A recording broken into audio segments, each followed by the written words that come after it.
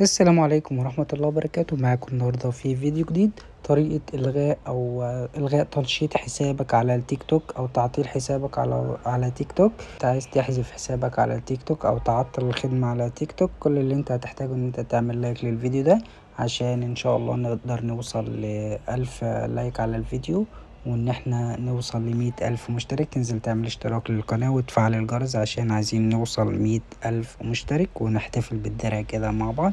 اول حاجة نعملها نضغط على الثلاث نقاط دول، وبعد كده الاعدادات والخصوصية، وبعد كده الحساب.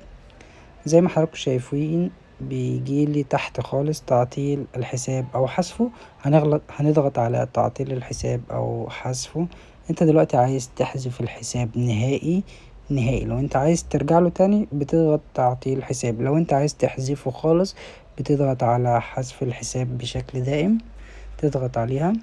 بعد كده هيطلب منك خيارات. انت دلوقتي عايز تسيب تيك توك ليه او عايز تغلق حسابك ليه. هتضغط على سبب اخر او تضغط هنا، مش لازم سبب اخر، يعني انت ممكن لدي حسابات متعددة. بعد كده هتعمل متابعة. هيقول لك عايز نسخة من فيديوهاتك او معلوماتك الشخصية، هتقوله لا، تضغط موافق كده هنا. بعد كده هتعمل متابعة. بيقول لك سيتم إلغاء تنشيط حسابك لمدة 30 يوم. يعني انت قدامك 30 يوم، لو انت عايز ترجع للحساب هيرجع لي. تمام. تقرا زي ما انت شايف: لن نتمكن من تسجيل الدخول من اي خدمات تيك توك بهذا الحال، ستفقد الوصول الى فيديوهاتك، سيتم ازالة كل المعلومات. يعني لو انت ضغطت هنا هيحذف حسابك نهائي.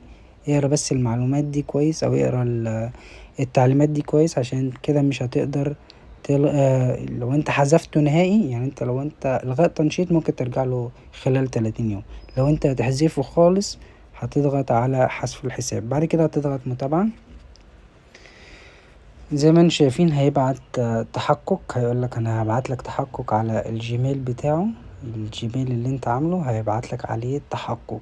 هتضغط المتابعة بحساب الجيميل، هتضغط عليه. هيدخلك على الجيميل، تختار الجيميل اللي انت مأكد بيه الحساب. انا الجيميل ده هو اللي مأكد بيه الحساب. زي ما انتم شايفين اتأكد ان الحساب ده نفس الحساب المربوط بيه. لو انت عايز تعرف طبعا الجيميل اللي انت مأكد بيه، هترجع كده، ترجع تاني. معلش برضو انت لازم تعرف المعلومات دي، عشان اهو ده الحساب، ده البريد الالكتروني اللي انت مأكد بيه. وبعد كده هتضغط حذف. انا هنعيد لكم تاني بس حذف بشكل دائم اهو بنفس الطريقة. بعد كده تضغط متابعة، حذف.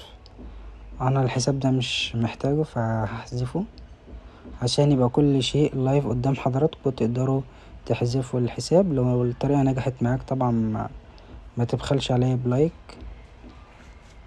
حذف الحساب كده تم. من هو الله؟ هو الرب، هو الإله. حساب كده ده رجع لي الحساب الاساسي بتاعه، والحساب تم حذفه خلاص بكل الفيديوهات بكل المعلومات اللي عليه. ياريت تعمل لايك للفيديو واشتراك في القناة وتفعل الجرس عشان نوصل 100,000 مشترك. بالتوفيق للجميع، وكان معكم أحمد من مصر، والسلام عليكم ورحمة الله وبركاته.